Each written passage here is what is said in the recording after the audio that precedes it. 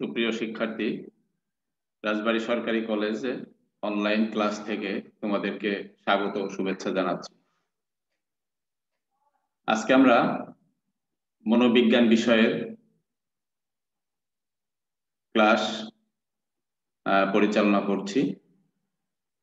আজকে যে বিষয়বস্তু নিয়ে আলোচনা করব সেটা হচ্ছে দ্বিতীয় অধ্যায়ের আচরণ ও আচরণের বিকাশ। সুপ্রিয় শিক্ষার্থী, এই শীতের প্রকোপে দেশে তথা সারা বিশ্বেই করোনা ভাইরাসের প্রকোপ বৃদ্ধি পাচ্ছে। তোমরা সকলে এবং তোমাদের পরিবারের সকলে সুস্থ আছো এবং স্বাস্থ্যবিধি মেনে জীবন পরিচালিত করবে সেই প্রত্যাশা রেখে আজকের এই অনলাইন ক্লাস পাঠদান প্রক্রিয়া শুরু করছি। আজকের যে বিষয়বস্তু সেটা হচ্ছে আচরণ ও আচরণের বিকাশ।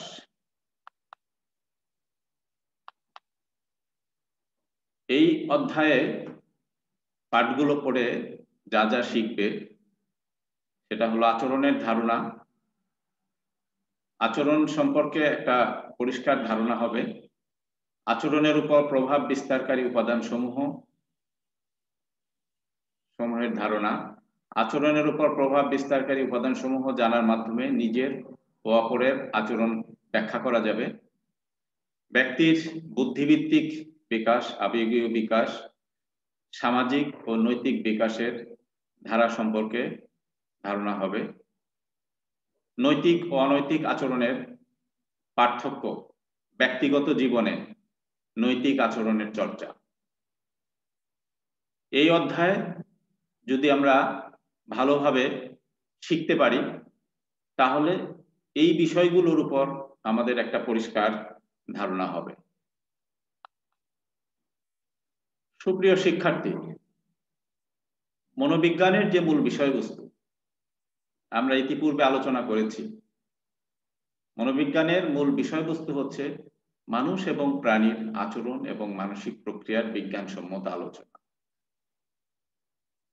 অর্থাৎ মনোবিজ্ঞানের বিষয়বস্তু এবং পরিধির মধ্যে সবচাইতে গুরুত্বপূর্ণ যে উপাদানটা সেটা হচ্ছে আচরণ।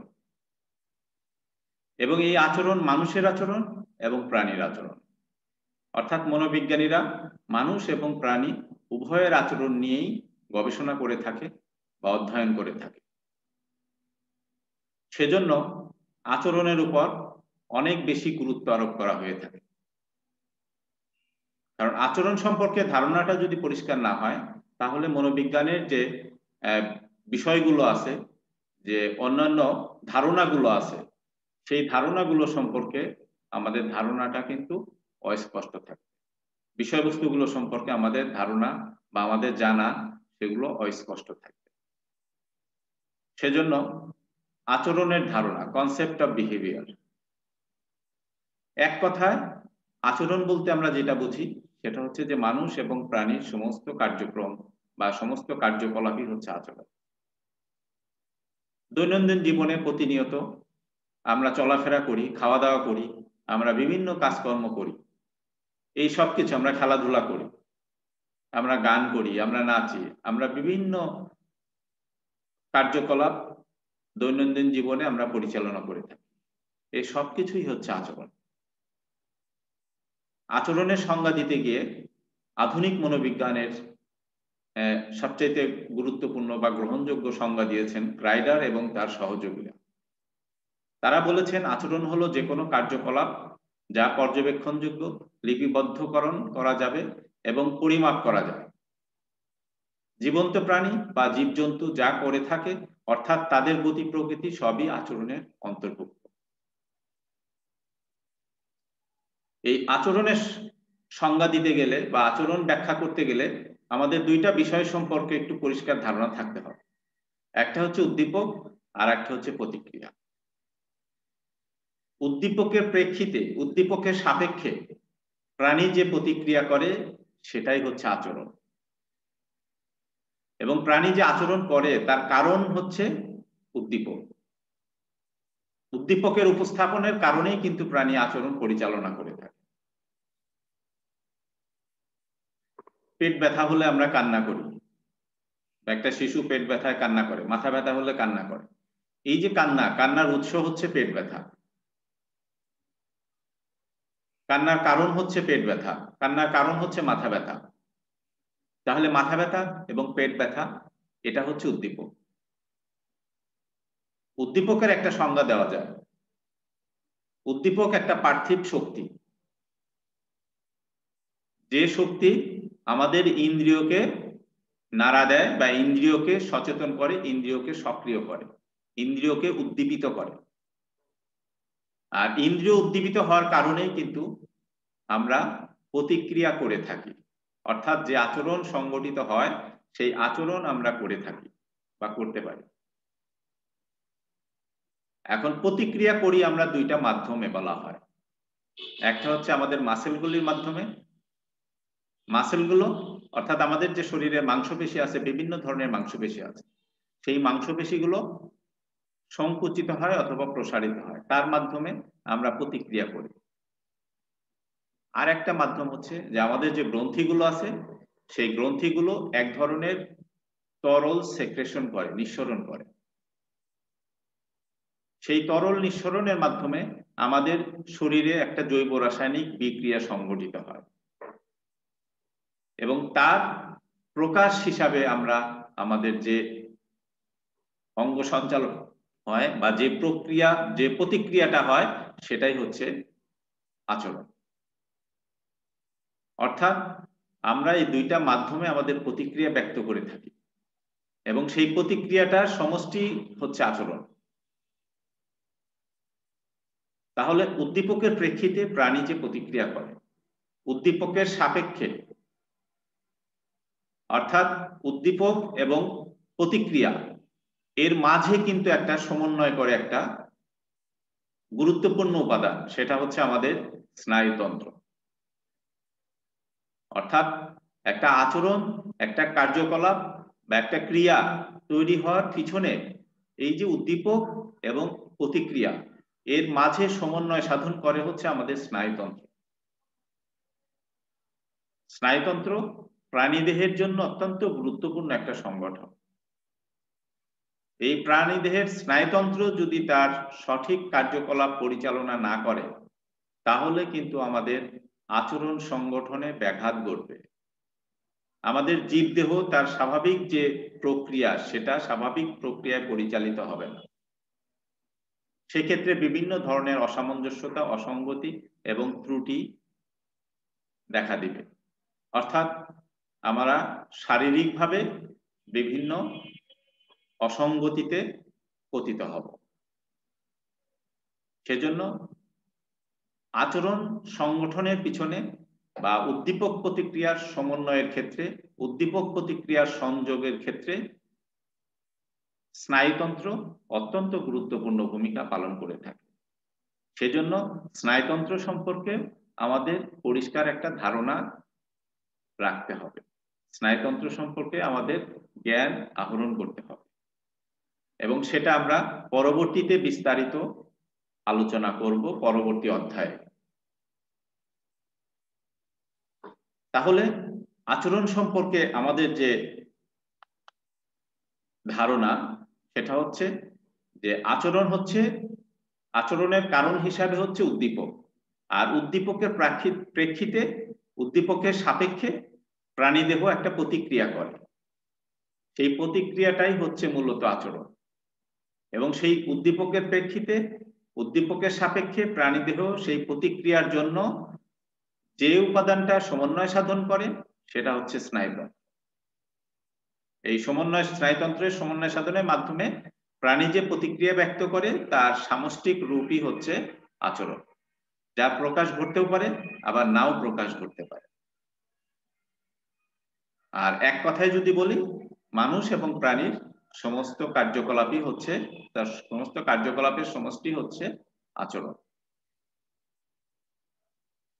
আচরণের কতগুলো প্রকারভেদ আছে, অর্থাৎ মনোবিজ্ঞানীরা আচরণকে বিভিন্নভাবে ব্যাখ্যা করেছেন। সে ব্যাখ্যা করতে গিয়ে আচরণকে শ্রেণী বিভক্ত করেছেন। একভাবে বলা যায় যে আচরণ হচ্ছে সামগ্রিক এবং খণ্ডিত। সামগ্রিক ও খণ্ডিত বা আণবিক। Whole and part behaviour. সামগ্রিক এবং খণ্ডিত আচরণ বলতে কি বোঝানো হচ্ছে? একটা উদাহরণ দিলে বিষয়টা পরিষ্কার হবে। আমরা ক্রিকেট খেলায় সবাই দেখে থাকি, ক্রিকেট খেলার একটা প্লেয়ার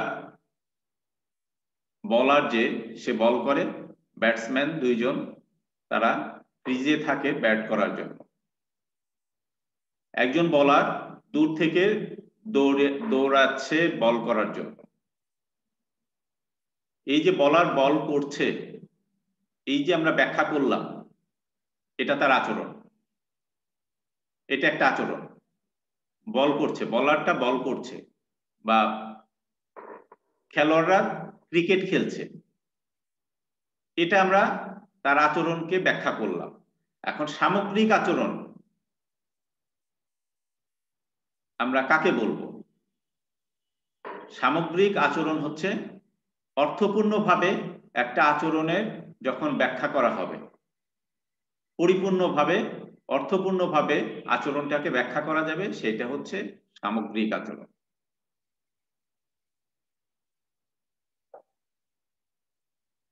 ক্রিকেট প্লেয়াররা খেলছে, বা একটা প্লেয়ার সে বল করছে বা ব্যাট করছে, এগুলো সবই সামগ্রিক আচরণ। এখন বল করতে গিয়ে সে দৌড়াচ্ছে, তার পা সঞ্চালিত হচ্ছে, তার হাত সঞ্চালিত হচ্ছে, তার শারীরিক অন্যান্য অঙ্গ সঞ্চালিত হচ্ছে। এগুলো যখন আমরা আলাদাভাবে বলবো যে প্লেয়ারটা বল করার জন্য দৌড়াচ্ছে, তার এই দৌড়ানোটা একটা খণ্ডিত আচরণ হতে পারে।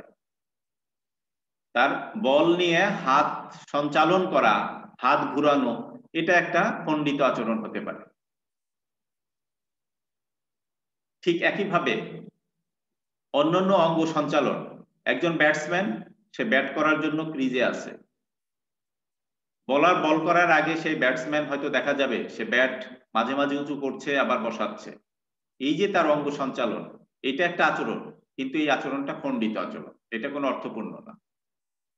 পরিপূর্ণ অর্থপূর্ণ হচ্ছে ব্যাটসম্যান ব্যাট করছে, যখন আমরা সেভাবে ব্যাখ্যা করব তখন সেটা হচ্ছে আণবিক আচরণ, সেটা হচ্ছে সামগ্রিক আচরণ। আর এর প্রত্যেকটা অংশ যখন আমরা ব্যাখ্যা করব তখন সেটা হবে খণ্ডিত আচরণ। তবে কোনো কোনো ক্ষেত্রে এই খণ্ডিত আচরণও আবার সামগ্রিক আচরণ হতে পারে, এবং সেই খণ্ডিত আচরণের আরো অংশ, ক্ষুদ্র অংশ আমরা ব্যাখ্যা করতে পারি, আরো খণ্ডিতভাবে আমরা ব্যাখ্যা করতে পারি। সেজন্য কতগুলো খণ্ডিত আচরণ মিলিতভাবে একটা সামগ্রিক আচরণ হচ্ছে। আর সামগ্রিক আচরণ হবে পরিপূর্ণ, একটা অর্থপূর্ণ আচরণটাই হচ্ছে সামগ্রিক আচরণ। দ্বিতীয় যে প্রকারভেদ সেটা হচ্ছে ঐচ্ছিক ও অনৈচ্ছিক আচরণ, সোমাটিক অ্যান্ড অটোনমিক বিহেভিয়ার। ঐচ্ছিক এবং অনৈচ্ছিক। ঐচ্ছিক হচ্ছে ইচ্ছাধীন, যে আচরণগুলি আমরা ইচ্ছাধীন করে থাকি, আমাদের ইচ্ছার উপর নির্ভর করে যে আচরণ পরিচালিত হয়ে থাকে, যে আচরণ ইচ্ছা করলে আমি করতেও পারি, ইচ্ছা করলে নাও করতে পারি। এই যে বললাম ক্রিকেট খেলার কথা, ফুটবল খেলার কথা, আমি ইচ্ছা করলে ফুটবল খেলতেও পারি, আমি নাও খেলতে পারি, সম্পূর্ণ আমার ইচ্ছার উপর। আমি মাঠে গিয়ে বসে থাকলাম, খেলতে নামলাম না, আমি দেখছি আর একজন খেলছে, অর্থাৎ এই ফুটবল খেলাটা সম্পূর্ণ আমার ইচ্ছার উপর নির্ভর করে। এই আচরণটা হচ্ছে ইচ্ছাধীন। আমি ইচ্ছা করলে কলেজে যেতে পারি, ইচ্ছা করলে কলেজে নাও যেতে পারি, ইচ্ছা করলে আমি ক্লাস করতে পারি, ইচ্ছা করলে ক্লাস নাও করতে পারি। এই আচরণগুলো হচ্ছে ইচ্ছাধীন। অর্থাৎ এই আচরণগুলোর নিয়ন্ত্রণ আমাদের নিজেদের মধ্যে থাকে, আমরা নিজেরা সরাসরি এটাকে নিয়ন্ত্রণ করতে পারি। এই আচরণগুলোকে বলা হচ্ছে ঐচ্ছিক। আর অনৈচ্ছিক আচরণ, যে আচরণগুলো সংগঠনের পিছনে আমাদের সরাসরি কোনো নিয়ন্ত্রণ নেই, আমরা ইচ্ছা করলে সেগুলো সৃষ্টিও করতে পারি না, ইচ্ছা করলে সেগুলো বন্ধও করতে পারি না, সেই আচরণগুলোকে বলা হচ্ছে অনৈচ্ছিক আচরণ, অটোনমিক বিহেভিয়ার। যেমন আমাদের চোখের পাতা মিটমিট করে বা পড়তে থাকে, আমাদের হৃদযন্ত্রের ক্রিয়া, আমাদের শ্বসনতন্ত্রের ক্রিয়া, আমাদের পাকস্থলীর ক্রিয়া, আমাদের স্নায়ুতন্ত্রের যে ক্রিয়া, এই যে কাজগুলো আমাদের শরীরের অভ্যন্তরে সংগঠিত হয়ে থাকে, আমাদের ধর্মগ্রন্থির ক্রিয়া, ইচ্ছা করলে আমাদের শরীরে যখন ঘাম হবে, ইচ্ছা করলে আমরা কিন্তু ঘামকে নিয়ন্ত্রণ করতে পারি না, আবার ইচ্ছা করে আমরা ঘাম তৈরিও করতে পারি না। ঠিক একইভাবে হৃৎপিণ্ডের কখনো কখনো আমাদের হার্টবিট বেড়ে যায়, কখনো কমে। এই যে হ্রাসবৃদ্ধি, এটা কিন্তু আমাদের ইচ্ছাধীন নয়, এটা সম্পূর্ণই আমাদের ইচ্ছার বাইরে, তবে কৃত্রিমভাবে অনেক সময় সৃষ্টি করা যায়, কিন্তু প্রকৃতপক্ষে এই আচরণগুলো আমাদের নিয়ন্ত্রণের বাইরে। সেই জন্য এই আচরণগুলোকে বলা হচ্ছে অনৈচ্ছিক আচরণ। বাহ্যিক ও অভ্যন্তরীণ আচরণ। বাহ্যিক এবং অভ্যন্তরীণ অর্থাৎ উপরের যে দুইটা প্রকার ভেদ করা হলো, সেই প্রকার ভেদের মধ্যে সবগুলোকে আবার দুইটা ভাগে বিভক্ত করা যায়। একটা হচ্ছে বাহ্যিক, একটা হচ্ছে অভ্যন্তরীণ। সহজে বোঝা যাচ্ছে যে বাইরে থেকে যে আচরণ পর্যবেক্ষণ করা যায়, পরিমাপ করা যায়, অর্থাৎ দেখা যায়, সেগুলোকে বলা হচ্ছে বাহ্যিক আচরণ। আর যে আচরণগুলো বাইরে থেকে পর্যবেক্ষণ করা যায় না, যে আচরণগুলো বাইরে থেকে দেখা যায় না, সেটা হচ্ছে অভ্যন্তরীণ। অর্থাৎ শরীরের অভ্যন্তরে সংগঠিত যে আচরণ, সেগুলো হচ্ছে অভ্যন্তরীণ আচরণ। আমরা যে অনৈচ্ছিক আচরণের কথা বললাম, আমাদের অনৈচ্ছিক আচরণের সবগুলো আচরণই, ম্যাক্সিমাম বেশিরভাগ আচরণই আমাদের অভ্যন্তরীণ। চোখের পাতা মিটমিট করা, এটা বাহ্যিক, এটা অনৈচ্ছিক কিন্তু বাহ্যিক। আর আমরা ইচ্ছাধীন আচরণের কথা যেটা বললাম, ঐচ্ছিক আচরণ, সেই আচরণগুলো বেশিরভাগই আবার বাহ্যিক।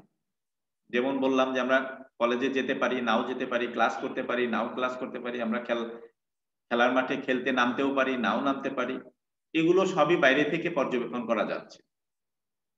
আমি যদি মাঠে নামি, সবাই আমাকে দেখবে, পর্যবেক্ষণ করতে পারবে।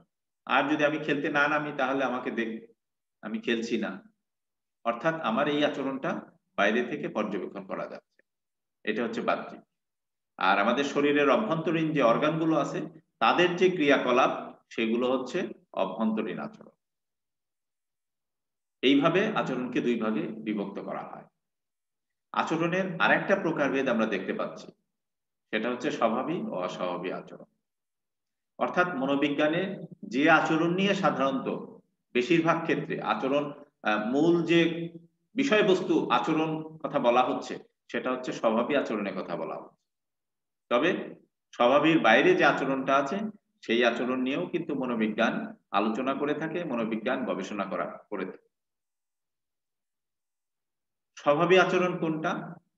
যে আচরণটা বেশিরভাগ ব্যক্তির ক্ষেত্রে বা সমাজ, ব্যক্তি, পরিবেশ সবাই যেটাকে গ্রহণ করে, অর্থাৎ স্বাভাবিক আচরণ হিসাবে, সেটাকে বলা হয় স্বভাবিক বা স্বাভাবিক আচরণ। আর এই বেশিরভাগের আচরণ থেকে যেটা বিচ্ছিন্ন, যেটা অসঙ্গতিপূর্ণ, সামাজিকভাবে, পারিবারিকভাবে যেটা অসঙ্গতিপূর্ণ, অসামঞ্জস্যপূর্ণ যে আচরণগুলো, সেগুলো হচ্ছে অস্বাভাবিক আচরণ, সেগুলো হচ্ছে অস্বাভাবিক আচরণ। Normal behaviour and abnormal behaviour. যেমন আমরা একটা উদাহরণ দিতে পারি সহজভাবে, সেটা হলো একটা মৃত বাড়ি, কোন একটা বাড়িতে একজন ব্যক্তি মারা গেছেন।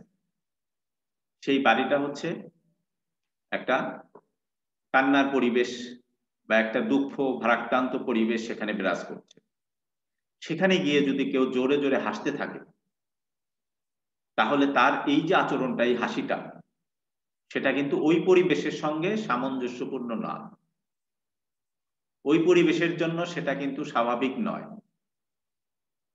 ওই পরিবেশের জন্য এটা স্বভাব বহির্ভূত, স্বাভাবিক বহির্ভূত।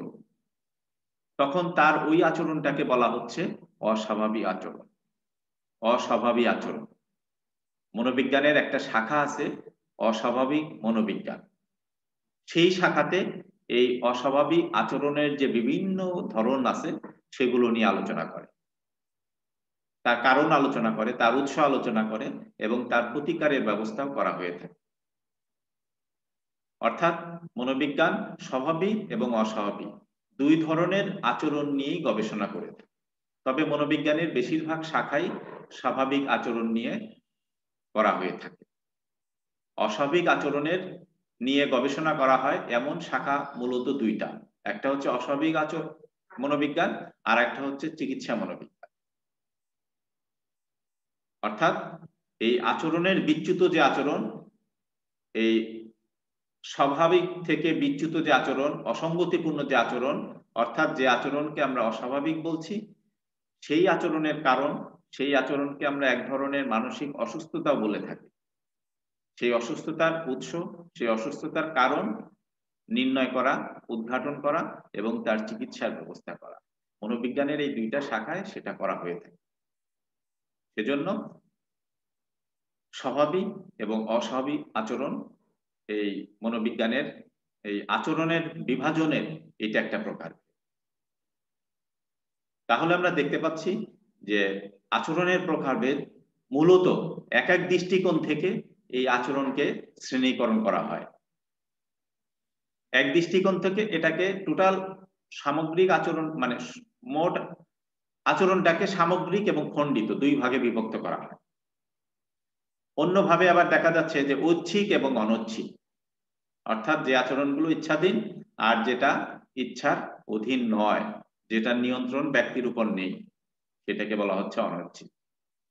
আর আচরণটাকে আবার দৃশ্যমানের দিক থেকে বা পর্যবেক্ষণযোগ্য কিনা সেই দৃষ্টিকোণ থেকে বাহ্যিক এবং আভ্যন্তরীণ। যেগুলোকে পর্যবেক্ষণ করা যাচ্ছে সেগুলো বাহ্যিক, আর যেগুলো পর্যবেক্ষণ করা যাচ্ছে না সেগুলো অভ্যন্তরীণ আচরণ। স্বাভাবিক এবং অস্বাভাবিক, অর্থাৎ এই যে মনোবিজ্ঞানের যে আচরণ, এই প্রকারভেদ, এই প্রকারভেদের মাধ্যমে এবং আচরণের ব্যাখ্যায় আমরা আচরণ সম্পর্কে মোটামুটি একটা কিন্তু ধারণা আমরা পেয়ে যাচ্ছি। আমি আবারও বলছি, মনোবিজ্ঞানের যে মূল বিষয়বস্তু আচরণ এবং মানসিক প্রক্রিয়া, তার মধ্যে আচরণ অন্যতম।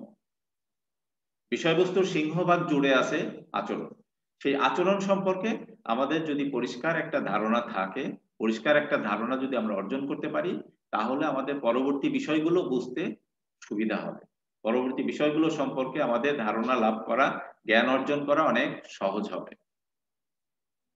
এজন্য তাহলে আজকের এই পাঠ থেকে আমরা যেটা বুঝতে পারছি বা যেটুকু ধারণা পেলাম সেটা হচ্ছে যে উদ্দীপকের প্রেক্ষিতে প্রাণীদেহ যে প্রতিক্রিয়া করে, যার প্রকাশ হতেও পারে আবার নাও হতে পারে, তবে সেই প্রতিক্রিয়াটা পর্যবেক্ষণযোগ্য হতে হবে, সেটা পরিমাপযোগ্য হতে হবে।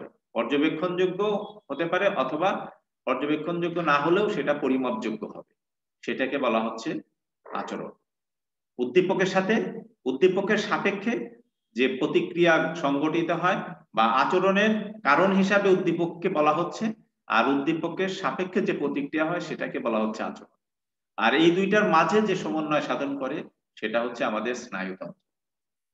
পরবর্তীতে আমরা স্নায়ুতন্ত্রটা যখন বিস্তারিত জানবো, তখন এই আচরণের উৎস সম্পর্কে আমাদের ধারণাটা আরো পরিষ্কার হবে। তাহলে আজকে আচরণ এবং আচরণের যে প্রকারভেদ এটা সম্পর্কে আমরা একটা ধারণা পেয়ে গেলাম। ধন্যবাদ সবাইকে। আশা করি তোমরা এই করোনা মহামারীর মধ্যে স্বাস্থ্যবিধি মেনে চলবা এবং নিয়মিত পড়াশোনা করবা, যাতে কলেজ খোলা পরেই আমরা স্বাভাবিক শ্রেণীকক্ষে পাঠদান করতে পারি এবং আগামী জানুয়ারিতে অবস্থার উপর নির্ভর করে আমরা তোমাদের একটা পরীক্ষা নেওয়ার চিন্তা করছি। যদি পরিস্থিতি স্বাভাবিক না হয় তাহলে হয়তো অনলাইনে পরীক্ষা নিব, আর যদি পরিস্থিতি ভালো হয়, কলেজ যদি খুলে যায়, তাহলে হয়তো আমরা স্বাস্থ্যবিধি মেনে পরীক্ষা পরিচালনা করতে পারবো। তোমরা নিয়মিত পড়াশোনা চালিয়ে যাও। সকলকে ধন্যবাদ।